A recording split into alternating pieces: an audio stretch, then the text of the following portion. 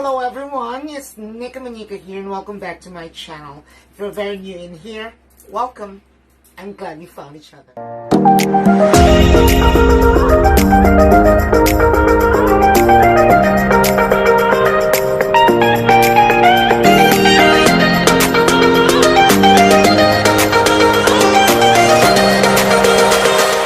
Once again everyone, it's Nika Manika here and welcome back to my channel.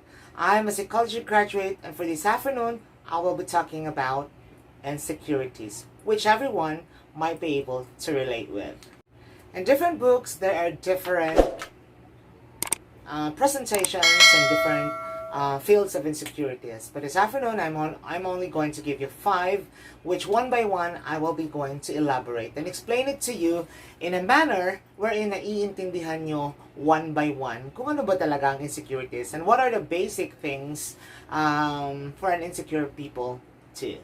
First and foremost, let us define what insecurity means.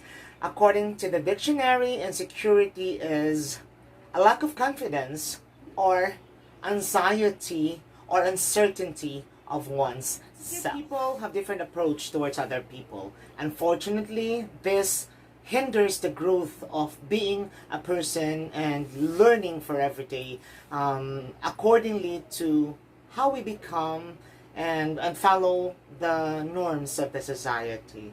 These people who possess in this category are the very people who's also facing difficulties in life or facing different circumstances that they cannot handle themselves. And there's so many things that insecure people do to destroy their lives. For this afternoon, I am only going to talk about top 5. And I am going to explain it to you point by point with explanation para sa lahat na makakaintindi kung ano ba talaga ang basic things na nangyayari sa mga insecure na tao. At wala namang masama sa pagiging insecure.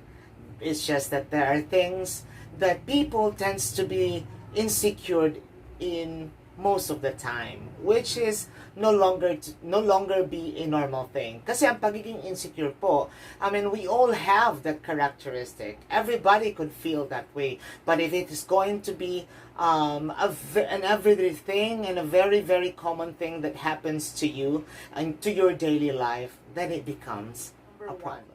They live in fear of judgment. Ang mga insecure na tao ay usually takot silang nahuhusgahan. They are very much in fear of what other people might think of them. Instead of sa normal na tao, wala tayong pakialam if what other people would say. But if you are insecure, one of the characteristics that manifests to it is that you are thinking of what other people might think of you and you wanted to please them and you don't want that they will say something bad to you and you always become a person na nag-iisip na ano kayang iniisip niya, baka iniisip niya ganito, they might be thinking that I am this way but I'm not. I want to prove them that I'm not.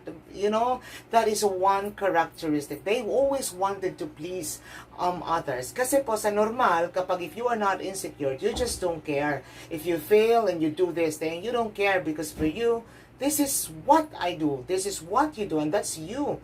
If you fail or succeed, it doesn't matter because who cares? It's your decision. If you are an insecure type, you wouldn't be able to feel that way. Yun yung masaklap sa part na yun because that will ruin you as a person because you will be living namumuhay ka sa takot, namumuhay ka sa expectation ng other people, namumuhay ka sa mga bagay-bagay na mismong ikaw lang ang nagbibigay ng problema. And eventually, it will never do good on you. Number 2, they avoid meeting people.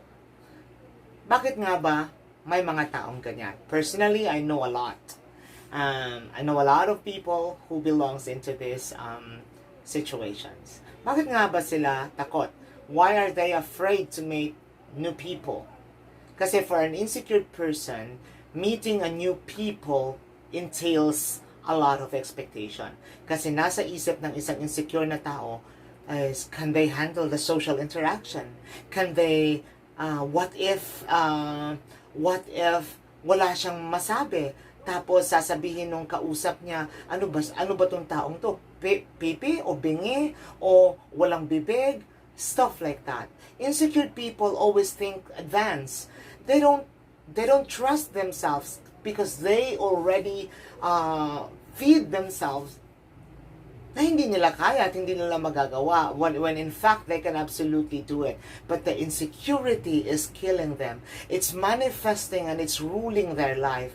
Yun yung masaklap sa isang insecure na tao. At pag kung nangyayari ito sa isang tao, then it will never do good on a person. Kasi walang mangyayari sa buhay mo eh. You will tend to hide from one corner and you're not gonna do anything anymore. Kasi nga, iniisip mo, bakit ko gagawin yon? Paano pag nagkamali ako? Hinuhusgahan nila ako. So, I prefer not to meet anyone. I prefer to just stay behind and hide.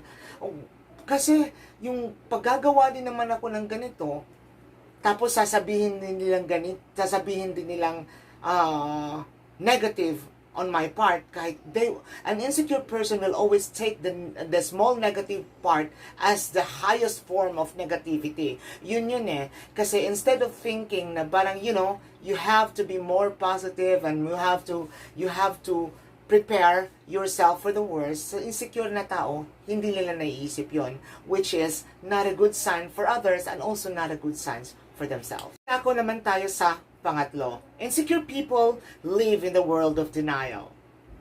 Ibig sabihin, ang mga insecure na tao cannot accept the fact. They wanted to play safe all the time. They don't want to accept the fact. Meron silang mga bagay-bagay na nasa isip nila na hindi nila matanggap-tanggap. Kasi nga, they are living in the world of denial. Pag ang sitwasyon ay nagpo-push sa kanila na eto talaga yung katotohanan at eto yung nangyayari ngayon, para sa kanila, gumagawa sila ng sarili nilang mundo. Kasi they wanted to cover it up. Kasi hindi nila matanggap yung katotohanan. Hindi rin nila matanggap na ang nangyayari ngayon ay totohanan. Sa kanila, they are covering it up because they create a new one. That is why insecure people are always doomed to fail in everything, decisions, and in their life. Kasi if the insecurity is getting too much worse at hindi ito naaagapan sa pamamagitan ng pag-accept totally, and the acceptance only happens kapag namumulat ka sa katotohanan, and you need someone to guide, you need a psychologist to guide you on that. Kasi the acceptance part is the most difficult part eh. For insecure people, kaya sila gumagawa, kaya hindi nila matanggap yung katotohanan at gumagawa sila ng sariling mundo doon kasi ayaw tanggapin yun ng sarili nila na yun talaga yung nangyayari. And, having that kind of mentality or thinking will never do good on a person. Paano ang isang tao mag-grow as a person when in fact the very first thing is hindi niya kayang tanggapin yung mismong sarili niya, 'di ba? And that is the ever worst thing for a person to happen. Hindi niya matanggap ang katotohanan. At gumagawa siya ng mga bagay-bagay na siya lang yung nakakaintindi. Kino-cover up niya yung mga bagay na supposed to be yun ang realidad. Pang-apat na signs of insecurities, they don't trust others. This is the worst thing for an insecure people because ang nangyayari, they can't even trust themselves, right? So that means, worst thing, they don't trust others either. So wala talaga silang binibigyan ng sarili nilang trust, may it be themselves or towards others, kasi nga, for them, everything is nandun talaga yung malaking question mark. The biggest question mark is there inside at hindi nila talaga ma-figure out. And they are living with all doubts. Ang dami nilang tanong sila ng tanong. And most difficult part of it is that they are becoming to be paranoid. Marami silang naiisip. Kaya yung mga insecure na tao ay mahirap siya i-deal. That's why for a psychologist or some psychiatrist recommends them a real therapy. Kasi pag yung insecurity ay nagiging worsen na siya, maraming bagay na nagagawa ang isang tao na hindi pleasant sa buhay-buhay o sa normal na buhay. Kaya for an insecure person na in the worst situation, hindi na siya makontrol, kailangan talaga silang mag-seek ng advice or therapy for a professional. Kasi hindi po tinitignan natin yung mga bagay-bagay as simple as that. Ay, insecure lang yung taong yan. Insecure lang itong taong to. But hindi natin alam what else can they do. Alam mo, isang anong tawag dito? Pinaka-simptoma na nakikita ko sa bagay na ito is dito sa nakikita ko siya dito sa world of YT. Kasi as I have observed all the people, or at least most of the people, meron silang issues about inferiority and superiority complex. Meron silang superiority complex Nakikita ko most of the time. You see, nakikita ko nung pagbaba ng link ng isa kasi gustong makipagdikitan, tapos yung isa ayaw kasi nag-aantay siya, nagdidikitan siya ng ganito. Those are the very, very example of an insecure people or insecure person kasi meron silang mga sariling iniisip. Diba? You know what I mean? But I will elaborate that one. On the fifth is that they missed out the best of life. Bakit they missed out the best of life? Insecure people are too busy thinking about negativity. Halimbawa sa sinabi ko kanina, nakikita ko ito very actual in the YT world. Most of the people, or at least if not all, kadalasan sa nakikita ko are although meron din namang mababait at talagang very, very open. Sila na talaga yung nagdidikitan, wala nang antayan, kasi for them, these are the very people na wala talagang holdbacks of their emotions and feelings. Alam mo yun, walang negativity. Kasi insecure people will always hold back negativity. They feel so big of themselves. They feel that they are on top of, they feel that they are superior. Kasi in fact, in reality, pag tinitignan mo yung ilalim nila, they are empty. They are the inferior people. Sila yung mga taong walang-wala sa sarili. Wala. They are not complete. They don't have love. They are full of insecurities kasi kulang sila ng maraming pagmamahal at maraming kaibigan sa kanilang sarili. But in effect, ginagawa nila, panglabas na anyo, ginagawa nilang they are superior. Kasi, I have so many subscribers. I'm good over you.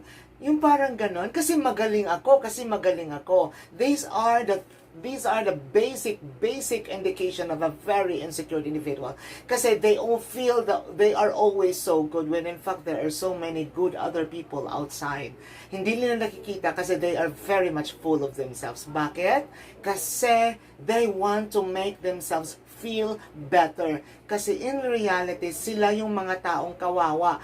Pero, kinukuha nila, they cover it up with what we call the superiority complex. Kasi in superiority complex, they can be able to feel higher than anyone else.